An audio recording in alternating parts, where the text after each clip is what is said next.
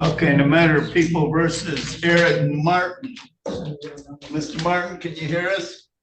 Yes, can I get the first case number of the so-called case that never was given a copy of the ticket by the police officer, which he should have in violation of my due process right? 2413888 SM. 241, what else? 38 SM. 38 1388 SM. 24138 SM. Right? Yeah, 2 weeks. Okay. All right, thank you. I do have in front of me a complaint charging with domestic violence violation of city code. It's misdemeanor. Oh, I see January 24th, January 10th. Okay, you pleading not guilty, Mr. Gazicki? That's John James Gazicki. Mr. Martin expressed his right not to be represented by a court-appointed attorney. He wishes to represent himself. Okay. Is that right, Mr. Martin? Present myself, yeah. Okay. Because I don't want to give up my right to be one of the sovereign people, as the U.S. Supreme Court said I have a right to be. So. Okay. I'm going to let you do that. I don't care why. Have you talked to... Welcome back to Courtroom, where real cases meet real consequences. Today's case dives into the bizarre and bold world of sovereign citizens, people who believe they're above the law. Our spotlight is on Eric Martin, a self-proclaimed living man who's racked up a growing list of traffic violations and now faces domestic violence charges in Michigan. But here's the twist. Instead of mounting a defense, Martin insists that the court and even the judge have no jurisdiction over him. What follows is a courtroom showdown filled with interruptions, pseudo-legal jargon, and the kind of confidence only someone truly convinced of their own immunity could. In this case, he wishes to have a jury trial or a bench trial. He just doesn't know which one he wants. Okay, Mr. Martin, which one do you want? I'm going to set this over for a trial. You want a jury or the judge to hear it? Well, I don't really want to answer that question. I don't want to be fraudulently presumed I'm consenting to any of these proceedings. You know, I'm not consenting to have my right against slavery violated by consenting to any proceedings. So that's why I kind of want to answer that question. But before I get to, as I notified the prosecutor, he should have dismissed the case due to lack of evidence. But I had one more thing I wanted to point out to the prosecutor. I forgot to mention to him. I want to mention to him now, and that is I want the police officer, Bardway, who illegally arrested me. I want him charged for the legal arrest, which is assault and battery. And also Judge Shackelford, who did not give me a personal bond. I want arrested too for violating my right against kidnapping and allowing this unlawful incarceration of me, which I have a right to do. And if they refuse to do it, I'm also going to move for dismissal on the case because it's violating my right against equal protection, because I have the right to have charges brought against people who have committed crimes against. Okay, based on that, I'm going to indicate that you want a jury trial. I'll set this matter over. I'll have the assignment clerk set a date. She'll send you a notification of the date for the jury trial. In the meantime, I'm going to continue your bond until that day. You go with the sheriff, he'll take care of you today. Hold on, I have an objection. I have a motion to make that I have a right to a personal bond. You file that motion in writing, and I'll take a look at it. I already did file it with the. In the meantime, I want you to go with the sheriff, and he's going to take care of you. Hold on, object. I have some. I already filed it with the court. I'm making that motion now. I'm making that demand actually now because it's a constitutional right to be innocent without guilty. All right, then I'll be taking your job. How about that? Because you violate my constitutional right, and I move to dismiss you off the case, disqualify you. Since you violate my due process right to a personal bond, then you showed your biasness, and you should not be in the case no more. I move to disqualify you. If you deny that motion, I request that you send it to the State Court Administrative Office. Notice what Eric just said here. He refuses to give up his right to be one of the sovereign people. This line is a hallmark of the sovereign citizen movement. a fringe belief that individuals can opt out of laws simply by declaring independence from the government. Judges have heard this countless times, and it never works that I end court. Representation doesn't mean surrendering rights. It means ensuring due process. But Eric doesn't see it that way. Instead, he frames legal procedure as oppression. That's why the judge calmly allows him to proceed pro se. Because ultimately, the system lets people represent themselves even when it's a terrible idea. People of the city of Taylor versus Eric Martin. Jeffrey Fanto, the court asked me to verify that Mr. Martin would be presenting himself without the assistance of attorney. That appears to be his position, Judge. All right, so Mr. Martin, you are waiving the House Counsel? Yes, due to, so I'm not fraudulently assumed to be the defendant, a living man, not the legal fiction corporate entity defendant, which I couldn't possibly be. I know due to canon law being, unfair, it's gonna, you guys fraudulently assume that if I take an attorney. So that's the unfairness why I can't accept attorney because of that. Sure. All right, and you understand all of your constitutional rights? I do my best to. I've been studying, practicing law 28 years. All right, that's all right. So looks like this is ready to be set for a jury trial. Is that right?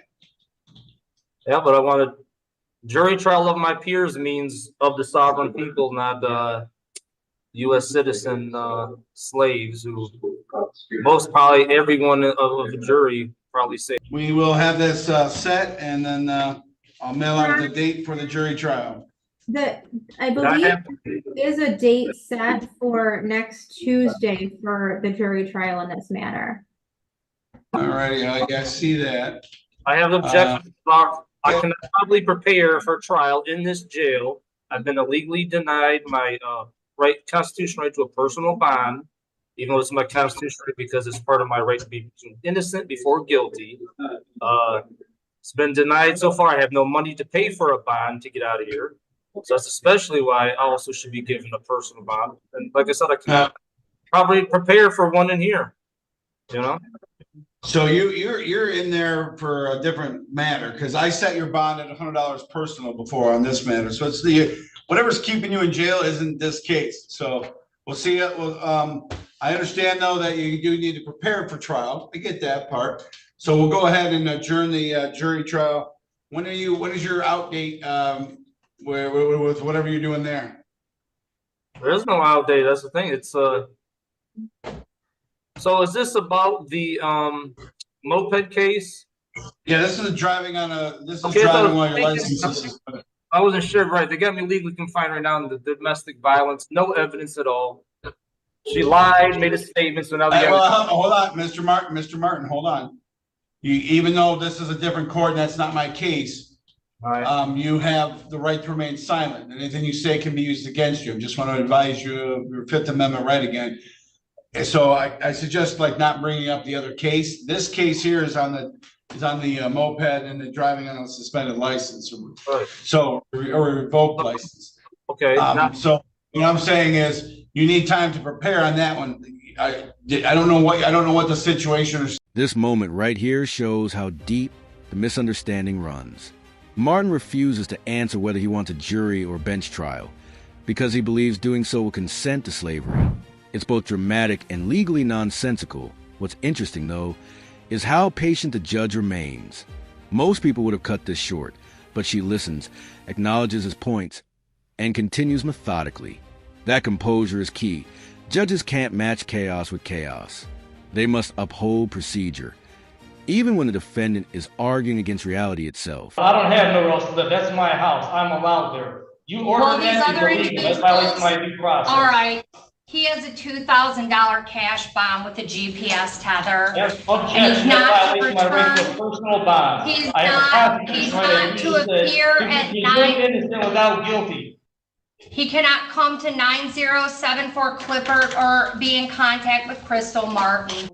So, right, because they illegally deny my personal bond, this is why I'm still in here. So, but yeah.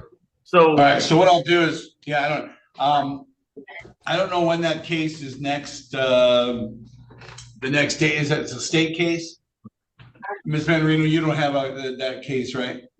I Okay, don't so know it must anything be a about state. that. All right, and so that must be, it must be a state case, which means it's on a Monday. So that's probably gonna be resolved within a month. So let me go ahead and set this for jury trial. No, there will be no need to set it for a settlement conference before that. But Well, let's I get a object to date. that. I won't cut you up. I was going to object before you guys don't give me a chance to talk. I object to, like, it should be, I moved that it be stayed, this moped case, till I get out of prison. I mean, till I get out of jail here. I can prepare myself. I can't probably prepare myself. Right, that's right. Listen, Ask some of my legal listen. authorities to Mr. argue Ryan. about nothing. It's being set for a jury trial. The other one Case is- from yesterday. Okay, so when is that one? They didn't set it. Okay, all right, so I'm gonna set it for a jury trial, but if you're still in jail at that time, then I'll just adjourn it again so that you can prepare. I'm not worried about that. So, I mean, but I can't do anything about your other case is what I'm saying. So I'm looking at, as far as a date right now, I just want to put a date on the books so that we know that you have an idea. I mean, if you get out tomorrow, then you'll know and then what your date is. So I'm looking at, let's see. And I don't have the availability to check with my clerk because my criminal clerk is out this week. Your Honor, we do So have I'm other, go ahead. I'm sorry, Judge. We do have other jury trials scheduled on your docket on July 9th. I don't know if that's too soon. That's probably gonna be, and it's only a couple weeks away, so I don't know what his situation is, and even if he gets out in a week, that only gives him a little bit of time. I wanna make sure he has at least a couple weeks to, I mean, it's a driving on a restricted license, so it's not exactly a whole lot of prep time for that. It's not a homicide. Here, Eric demands the arrest of the police officer who detained him and the judge who denied his personal bond. He even claims the system is violating his right against kidnapping. This is where sovereign ideology goes from quirky to concerning. It weaponizes misunderstanding into aggression. The irony? He's exercising his rights in real time while claiming they're being denied. The judge can't simply charge other officials based on his feelings. That's not how due process works. But Eric isn't here for reason. He's here to perform his ideology. And the courtroom has just become his stage. That's something I want to say to, with the prosecutors here. Dealing with this other case that I'm here for now, I request that Not the same prosecutor. Not the same prosecutor. That's the state prosecutor. They're Taylor prosecutor. Your other case, are you talking about your other case? Your other case is a state case, so that's a Wayne County Prosecutor's Office, No, so not the city attorney. I'm talking about Okay. the case I'm in here now. I want them notify the prosecutor that I want charges filed on Crystal Martin for bringing these falsified charges against me now, and also for assault and battery that I have on video camera for. Just so you know what I mean. And she keeps bringing this. Again, that's the other prosecutor. That's a different prosecutor's office, sir. Because it's my equal protection right to bring charges too. They want to bring charges against me, but they don't have no evidence. I do. And I should be the one suffering here in jail as a lack of evidence. This is all pride and the unequal protection clause. And that's on your other case, sir. So, But it's still a right though. It's still my right to tell the prosecutors this and have them act on it. And if they don't, that's going to certify a defense. This isn't the proper prosecutor. That's the Wayne County Prosecutor's Office on your other case, okay? This is the city attorney. Okay? Deputy, have a good rest of your day to you and your staff. People versus Martin, case 241388 SM. Today's the date and time set for a settlement conference. Also, there was a motion by Mr. Martin, motion to dismiss the case. Court has read through the motion. There was no accompanying brief in support. Well, there's also objections to the denial of the personal bond. I'm going to consider that as a motion for reconsideration. All right, Mr. Martin, was there anything else you wanted to place on the record, sir? Oh, yes. Well, first, I'm not the fraudulently assumed defendant. I am a living sovereign man. I can see that you are a living man. You are currently talking and we are having a conversation, so, okay. Right, but John, under the law, there's fraudulent presumptions under canon law 3228 that, that say otherwise, and there's a lot of support what I'm saying. That's why I say what I say to, for the record. But anyways, yes, I do have other things to say. First, I also want to file a demand to dismiss this case based on speedy trial violation under Mission Court Rule 6.004C, 28 days for speedy trial in misdemeanor cases. And there it is, the meltdown moment. Martin threatens to take the judge's job and files a verbal motion to disqualify her for bias. The tension here is thick, but the judge barely flinches. What's fascinating is how calm the judiciary has to remain under direct attack. They know any emotional reaction can be twisted into proof of bias. So instead, she holds firm, keeps her tone even, and reminds him of his right to file motions properly, in writing. This is the difference between law and logic versus emotion and theatrics. In the courtroom, composure is... Reasons are those denied. I have things to say in response to that. Well, sir, I'm not cutting you off, but there's nothing, it's my ruling. If you want to file a motion for reconsideration as to anything, you're more than welcome to follow the court rule and do so. But there's really nothing to add to my ruling. So I'm just asking the reason. I'm not asking what are the reasons that the bond, for example, is denied? Okay, first of all, what reasons is it being denied? I've already stated that last time, sir. So are we at the next question here is, do you want a bench trial or a jury trial? Well, I have more to say in response to do you want a bench trial or a jury trial, sir? Stop avoiding the question. I just want to take off the jury. Jury trial. All right, we're going to set this for a jury trial. But I want to make it clear, I'm not consenting to you'll be given notice of when that will be, sir. Okay, I'm not consenting to the jury. This court, so you live in the state of Michigan, you live in the jurisdiction, and under the Michigan Constitution and the United States Constitution, this court does have jurisdiction over this case and over you as the alleged defendant. The warrant was signed with probable cause. The warrant had probable cause. The warrant was signed. That's all that's needed to bring a charge, and it's brought in the proper place, which is here because you live in Taylor, and this is Taylor, so this is where the case would be. So your motions were denied, and we're going to set this for a jury trial. We'll be giving you the date and time of when that jury trial will be. Let the deputy know that. That's what I mean. See, I'm not done yet. 235256. Jericho on behalf of the people. Mr. Kuhn is present here in the courtroom today. This was originally set as a sentencing hearing. Mr. Kuhn, I got a report from the probation department indicating that you declined to participate in the investigation process. I'm here for greetings, Your Honor. I'm here by special appearance, not a general appearance, and I reserve all my rights and explicit reservation with. A jury of my peers means sovereign people, not U.S. citizen slaves. That line alone sums up the entire sovereign citizen mindset. The belief that ordinary Americans aren't peers, but pawns. It's both elitist and absurd ere it's been studying constitutional law for nearly 3 decades, or so he says, yet fails to grasp the most basic principle: citizenship equals rights. Without citizenship, there's no legal protection to invoke. He's fighting a system while relying on the very laws that protect him. That contradiction is the heart of sovereign delusion, rejecting authority while demanding its... It has come to my attention that you have never informed me of my choice of law. And to make matters worse, you chose an inferior form to have me tried under. You are either incompetent or collusion with the prosecutor. Either way, you have provided me with an ineffective assistance of counsel, which has caused me great harm. You were fired. Okay.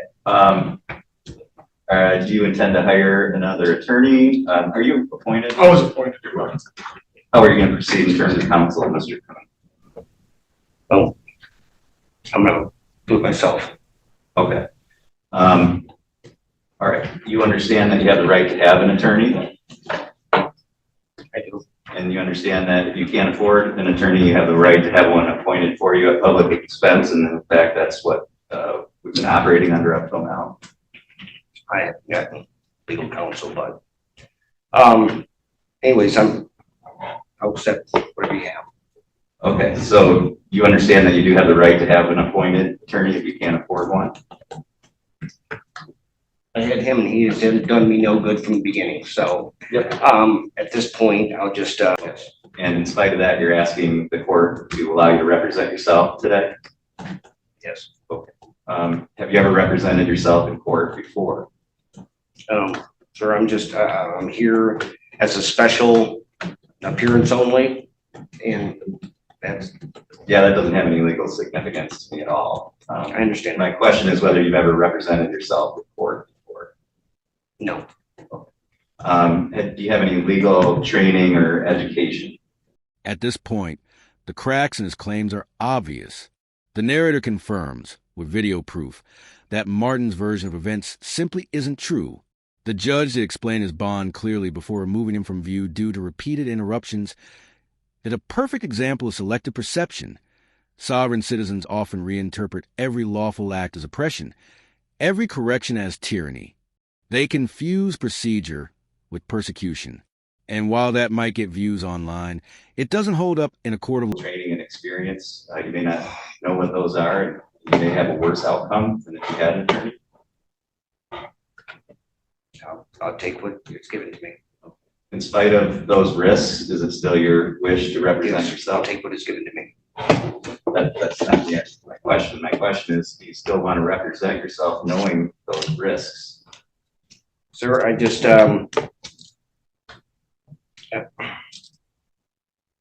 accept any offer. In return, your offer to your, for your closure and settlement of any account I may have. Okay, again, my question is, in spite of the risks of representing yourself, are you still asking to represent yourself? So at this point, the court, with Mr. Germerty will discharge you. The court finds that your request to represent yourself is knowing and voluntary and unequivocal. And so at this point, the court's going to allow you to represent yourself going forward. Do you have anything to say with regard to your refusal to participate in the pre-sentence interview process? Whatever you want to give me, I'll accept. Okay, so that's something that you're required to do as part of the court's order. Because you declined to do that, the court is going to revoke your bond. The court is going to order that you be remanded to the Crawford County Jail. I'm going to request the probation officer to make another attempt to go through the pre-sentence interview process with you. If you continue to decline, then we'll just go forward with sentencing without having that information before the court. And Mr. Haven, a defendant who refused legal representation, denied the court's authority, and claimed victimhood at every turn, yet still received due process at every step. That's the beauty and burden of the justice system. Fairness, even for those who reject it. Eric Martin's cases continue to pile up, and while his legal theories may sound revolutionary to him, they've all failed in every U.S. court to date. The judge's patience and professionalism here deserve credit, because controlling a courtroom like this isn't just about law. It's about discipline.